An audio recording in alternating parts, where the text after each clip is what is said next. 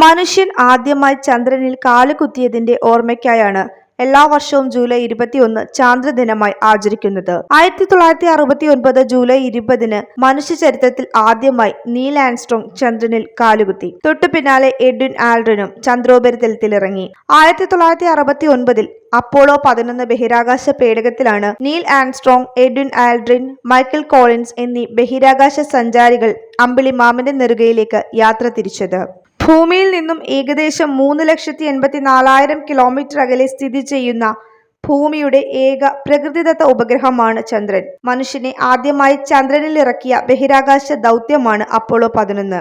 1969 July 16 ഫ്ലോറിഡയിലെ Kennedy space സെന്ററിൽ നിന്നാണ് Apollo 11 വിക്ഷേപിച്ചത്. Saturn 5 റോക്കറ്റാണ് ഇതിനായി ഉപയോഗിച്ചത്. നാസയുടെ അപ്പോളോ പദ്ധതിയുടെ മനുഷ്യരെ വഹിച്ചുകൊണ്ടുള്ള 5ാമത്തെ ദൗത്യമായിരുന്നു അപ്പോളോ 11 വിക്ഷേപണം.